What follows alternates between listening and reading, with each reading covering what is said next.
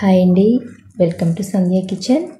ఈ కృష్ణాష్టమికి ఇలాగా చక్కగా పాయసం అయితే చేయండి. మంచి టేస్టీగా చాలా బాగుంటుంది.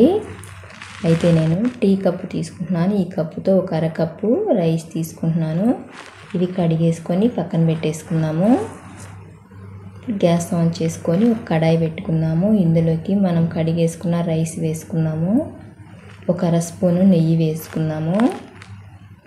నెయ్యి అంతా కరిగేలాగా కాస్త ఉడికించుకుందాము. సిమ్లోనే చేసుకోవాలండి. ఇదంతా హైలో కాకుండా సిమ్లో చేసుకుంటే బాగుంటుంది. ఇలా కలిపేసుకున్నాం కదా. ఇప్పుడు పచ్చిపాలు ఒక గ్లాస్ దాకా తీసుకుంటున్నాను. చిక్కని పాలు తీసుకోవాలి. ఇందులోకి మనం నీళ్లు వేయట్లేదు, పాలతోనే ఉడికించుకుంటున్నాము. ఇలాగ పాలతో ఉడికించుకుంటే ఈ పాయసం అనేది చాలా బాగుంటుంది.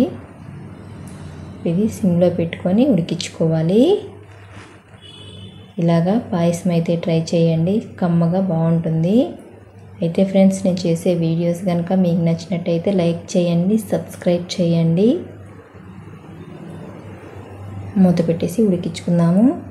ఇలాగ ఉడికిన తర్వాత మనం ఏ కప్పుతో రైస్ తీసుకున్నామో అదే కప్పుతో ఒక అరకప్పు బెల్లం తీసుకుంటున్నాము.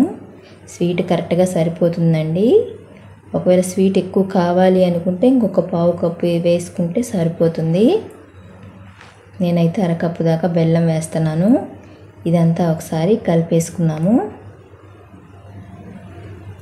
ఇలా కొంచెం ఉడికింది కదా. 2 యాలకులు దంచి వేసుకుందాము. 3 స్పూన్ల జీడిపప్పు వేసుకుందాము. నెయ్యిలో వేయించైనా వేసుకోవచ్చు, ఇలా పచ్చివైనా వేసుకోవచ్చు.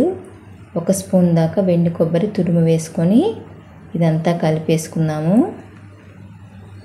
ఇలా కలిపేసుకొని ఇదంతా ఉడికిపోయింది కదా. ఇప్పుడు గ్యాస్ ఆఫ్ చేసుకుందాము. చూసారు కదా, ఎంతో సింపుల్గా చేసుకోవచ్చు. చిక్కని పాలతో కమ్మగా ఉండే పాయసం అయితే చేసుకోవచ్చు. గ్యాస్ ఆఫ్ చేసుకొని ఒక గిన్నెలోకి తీసుకుందాము. అంతేనండి, కృష్ణాష్టమి రోజున ఇలాగ పాయసం అయితే చేయండి, చాలా బాగుంటుంది. ఈ వీడియో కనుక మీకు నచ్చినట్టయితే లైక్ చేయండి, షేర్ చేయండి, కామెంట్ చేయండి, సబ్స్క్రైబ్ చేయటం మాత్రం మర్చిపోకండి.